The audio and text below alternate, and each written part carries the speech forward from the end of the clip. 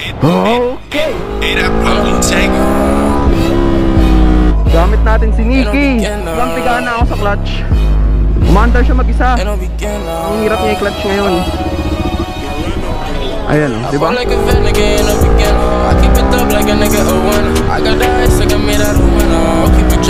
Talking centers, they breaking necks as soon as I enter. Stay making money like I'm a breadwinner. My shorty from overseas, yeah. I think I need me Rosetta. Walk like a vet, nigga, ain't no beginner. I keep it up like a nigga a winner. I got that ass like I made out of winner. Keep it jumping, we ain't talking centers. They breaking necks as soon as I enter. Stay making money like I'm a breadwinner. Panigurado, mawawasak na ulit si Amo Bresi. See how them super geeks tryna fuck with me. Two-seater, I got Chuck with me. And we ain't never get the vibe cause she always lied. I swear you never kept it a buck with me. You fuck. What is up mga kayupak? Okay. Bagong lahat, ipasok ang intro.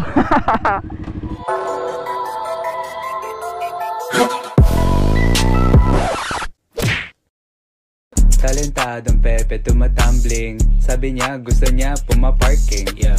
Pepe dami sinasabi sa Woo!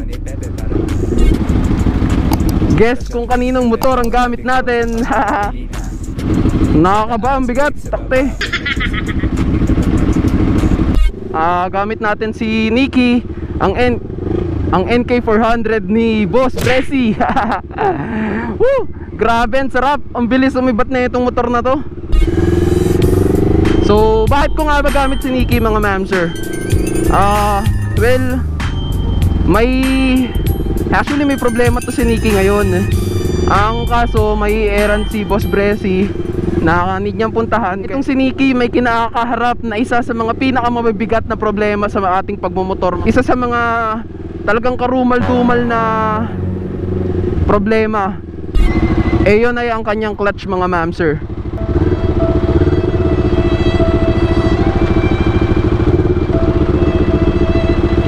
Yung clutch ni Nikki ngayon sobrang tigas. Grabe. Mas matigas pa sa ari ni Red Sweet Potato. Papunta tayo ng CF Motostrada, Caloocan. Para nga ayun, ipa-check si Nikki. Kasi hindi maganda yung ganito yung clutch mga ma'am sir. Ayan, so wala akong masyadong ginagawa, pero tumatakbo siya.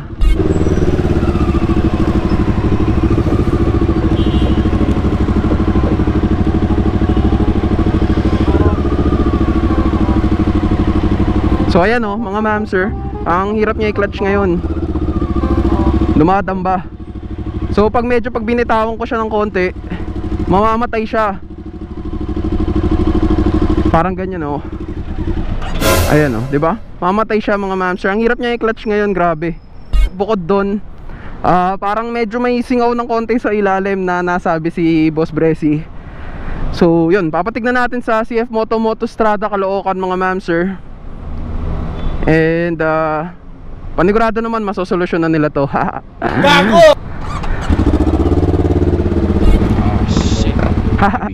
Nakamiss rin pala sumingit-singit ano. Hindi ko pa kasi siya masyadong gamay. So hindi muna natin siya masyadong wawalwalin. Mamaya na siguro pag gamay na natin siya mga.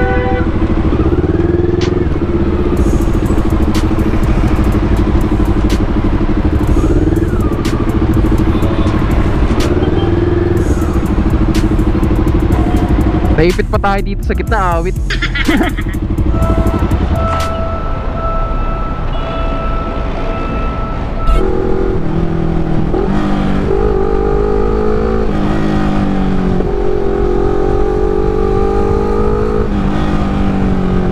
Medyo naligaw tayo sa Ayala. Alam mo naman si Dudong nawala sa syudad. Gago! Pag nagka-clutch ako, gumagaral-gal dito sa may panan, doon sa mismong gear. Isang sign na nagra-running clutch siya. So na-adjust na siya dito sa harap, sa taas, na-adjust na siya dito sa ilalim. Pero ganun pa din yung issue. So ngayon nga papunta tayo ng CF Moto.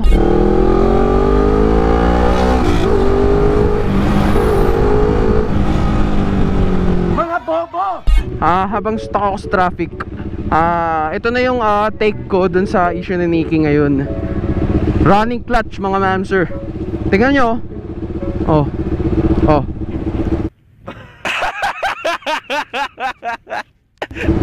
Wala, ano yan dapat di ba mamamatay yung makina if hindi ako walang throttle, walang clutch, pero tumatakbo siya. So yun ang isa sa assumptions kung ano yung sakit ni Nikki ngayon mga ma'am sir. Kasi hindi gumagana yung clutch oh. Hay! Stuck tayo sa traffic. Bad trip.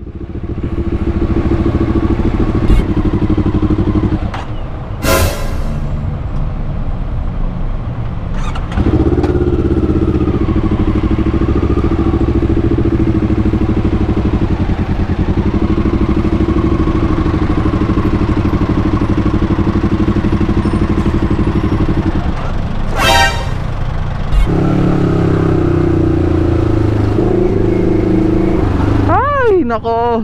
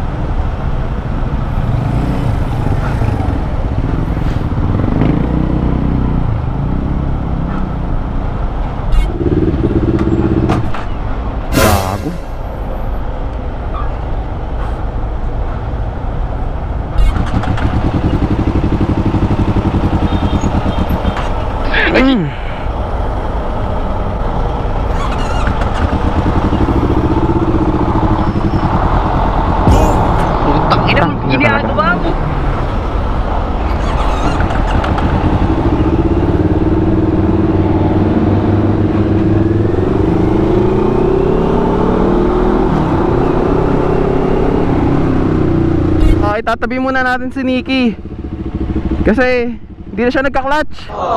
Ay, mamamatayan na ako. Ayan dire-diretso yung takbo niya. Kahit naka first gear ako, nakapiga na ako sa clutch mga ma'am sir. So pag gininto ko siya ngayon, mamamatay siya. Ayan Ikaw, bobo, putakin na mo ka. Diba? So hindi ko alam ano nangyari mga ma'am sir. But pag first gear ko siya, tatalon-talon siya. So titigil muna tayo sa Gedli. Hanggang masolusyonan natin to pansamantagal. Tignan natin kung ma-adjust pa natin siya ng konti. Sagad natin yung labas niya. Tignan natin.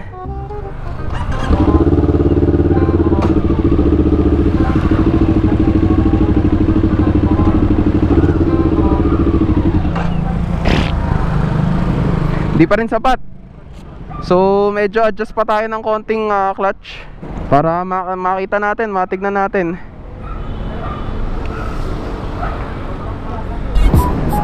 Testingin natin. Woo!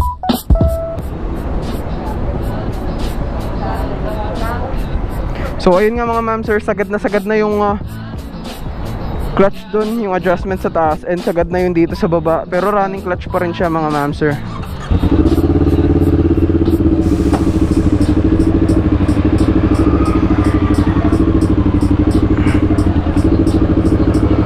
Ayun, medyo okay na siya, at least manageable na siya mga ma'am sir.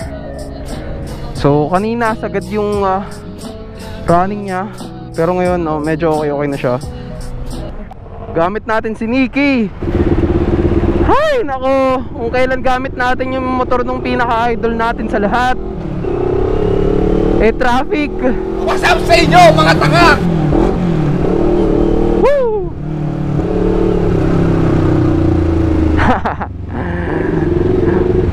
Fuck you. Fuck you kayong lahat. Ang bigat, punyeta.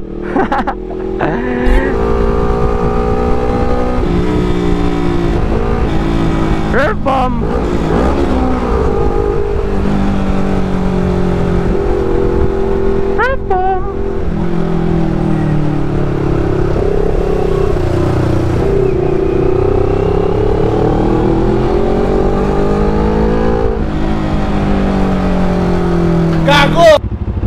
Grabe, bilis.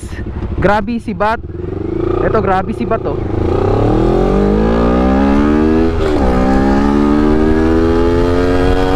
May ginagawa na ito. Ginagawa mo, sir. Ayan, nakapiga ako sa clutch. Naka-brake ako, nakapiga din. Pag binitawan ko yung brake, naandar.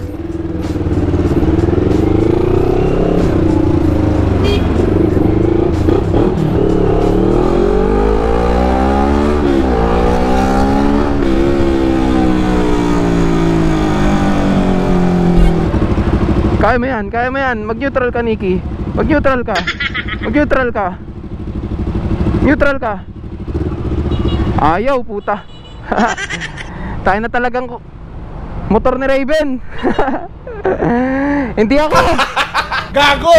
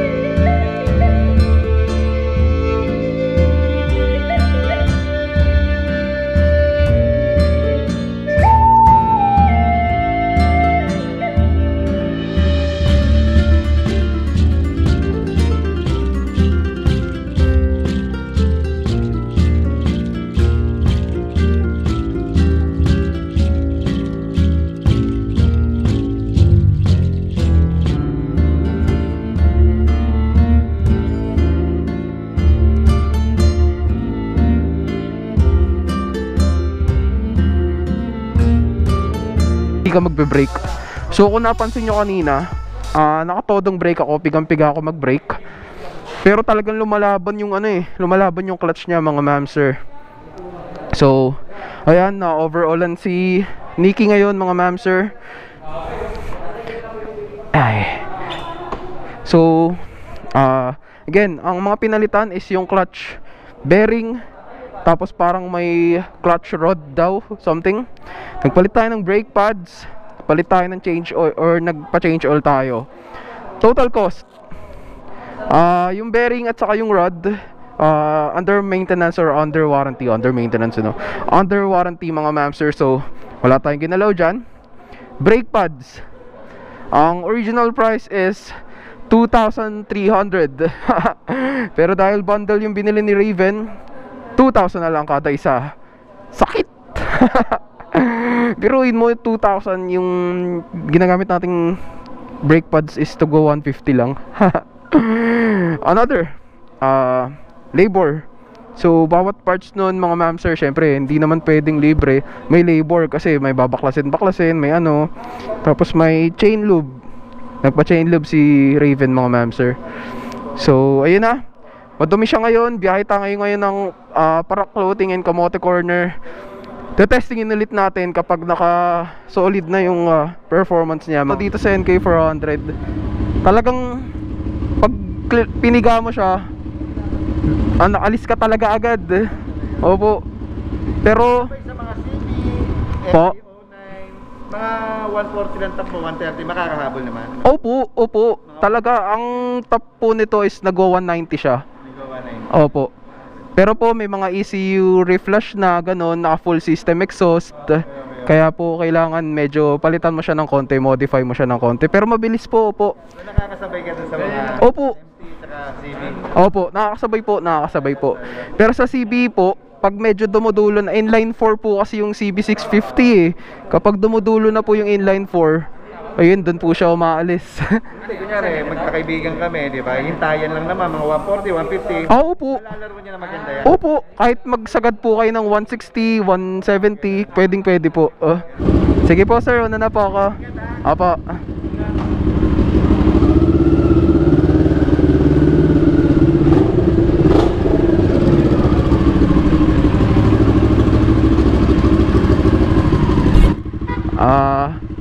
Okay naman na yung clutch nya. Swabe na, madali na siyang i-neutral. Panigurado, mangwawasak na ulit si Amo Bresi. Ha?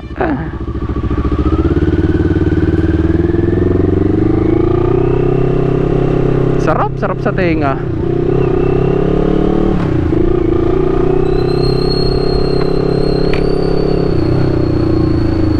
Pwede bang kumaliwa dito? Ayun, wala na yung running clutch nya. Mas swabe na siya ngayon. Ang daling i-drive, ang daling i-maneho. Mukhang pupunitin natin ang daan. Yun oh. Ayun na, mas swabe na siya mga mamser. Ang dali, grabe. Ang sarap. Sarap gamitin.